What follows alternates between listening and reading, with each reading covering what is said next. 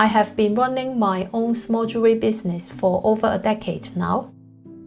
These are the 8 things I would do if I were to start from the very beginning again. I came from a humble background. I started the business only from one thing: passion. No one in my family has a jewelry business, so sometimes I got it right at the first attempt. Other times, I learned it the hard way. So these are the few things I will tell my younger self to do if I were to start from the very beginning again. First, find a job before starting my own business. There are 3 reasons for this. First, we all have bills to pay: food, living expenses, rent or mortgage. If you start after having a child or family, you will have childcare to pay or financial responsibility for your family. But when the business first starts, it will take 1 to 3 years to establish, if it ever works and grows big enough to cover all the bills. During this time, you need to be able to financially support yourself or your family. Second, being able to financially support yourself will give you less pressure and more freedom to explore. Third, having a job means you can learn from your job, see how others run their business. There is so much to learn when first starting a jewelry business from nothing. I believe that is similar for any other kinds of business as well. So, when you are being a part of another successful business, you will have the chance to learn for free. You will also have the chance to observe how they run it and grow it. All this will be extremely valuable lessons when you are running your very own business. Second, start from small. When you first start, you need to start from somewhere.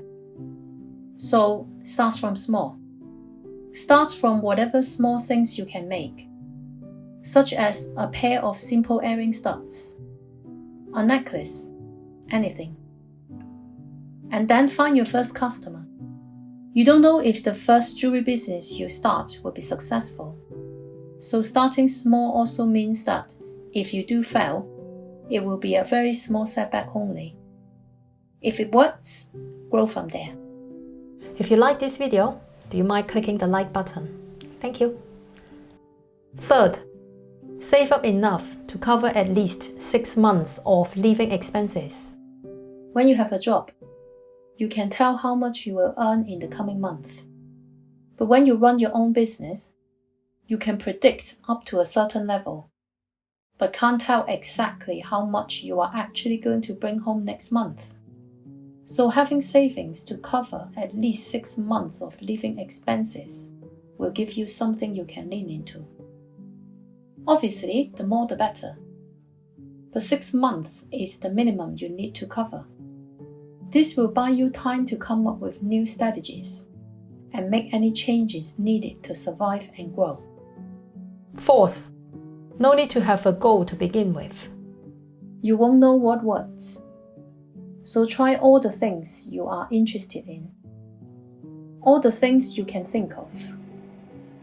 Follow your passion. Embrace all opportunities that come to you. Have an open mind. Because at the very beginning, you won't know what works or what won't. There are multiple possibilities. Try them all if it's possible, and see which ones you enjoy, which ones you are good at, and grow from there. Second, listen to your customers and find out what they want, what they need, and how you can help them. How you can make their life better or their jobs easier, either by a product or a service. Third, once it starts working, focus on the one that works. Fifth, hire an accountant. In the beginning, focus on learning the financial knowledge about setting up a business. For instance, learn how to do bookkeeping if you have never done that before. If you need to buy some jewelry making, stone setting, or hand engraving tools, can you get tax relief? What kind of things cannot be claimed for as business spend? Are there any thresholds to watch out for different tax brackets? For example, in the UK, when the turnover is under a certain threshold, you don't need to submit value-added tax. Once it's over that number, all businesses must register for VAT. Also, what kind of business ownership structures suit you better? For instance, sole trader, partnership, limited liability company? If you need to import gemstones or tools, how can you make it more cost-effective tax-wise?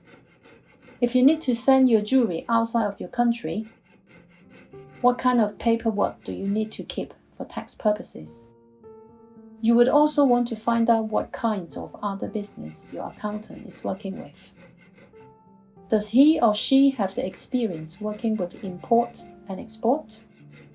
Is he or she familiar with online businesses? There are many types of accountants. Some work with construction companies. Some focus on payrolls. Do your homework first and prepare your questions before meeting your accountant. Always ask for a quote before getting a service. You don't want to randomly ask numerous questions and get an unexpected bill afterwards. They charge you based on how much time you are taking with them. So try to prepare as much as possible. If you are a complete beginner, ask if they have a program or package specially designed for a situation like yours, and get a quote. 6. Think about business models. It's very common that you might start with just yourself doing everything, and you may not have an answer to begin with. But it's always good to keep this in your mind. Are you going to run the business all by yourself? Or will you consider hiring part-time staff? Or even full-time staff? Alternatively, will outsourcing work better for you? As your business grows, you will want to focus more of your energy on what you enjoy the most and what you are good at. More importantly, what you can do for a long time. So do you need someone to help you to do things like photo taking, marketing, packaging, and shipping, or answer customers' questions? 7. Be organized and disciplined. Working for yourself means you need to be organized and self-disciplined. Set a schedule for yourself. It will not just help you organize your day, it will also prevent burnout. First, it will help you to organize your day and workflow. For instance, what time you get up, what time you start working, what kind of work you need to do. When is lunchtime? When is dinner time? Are you going to work after dinner? When is bedtime? Make a clear list. Second, it will help you prevent burnout. More importantly, what time do you need to stop working? For over 10 years, I was a workaholic. I worked from the moment I was awake till the moment I fell asleep. I worked in the weekends, New Year's Eve, Christmas Eve, and certainly Christmas Day. When other family members were opening their gifts on Christmas morning, I was checking my emails and answering questions. When others were having fun, I was in my bedroom with the door shut, preparing for the GIA exams.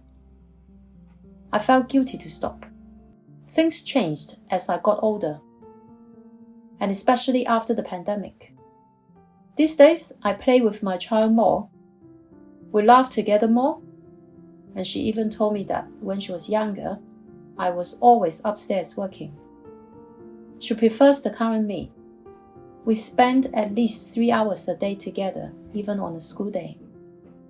Chatting, watching cartoons, sharing secrets, and lying in bed staring at the ceiling randomly.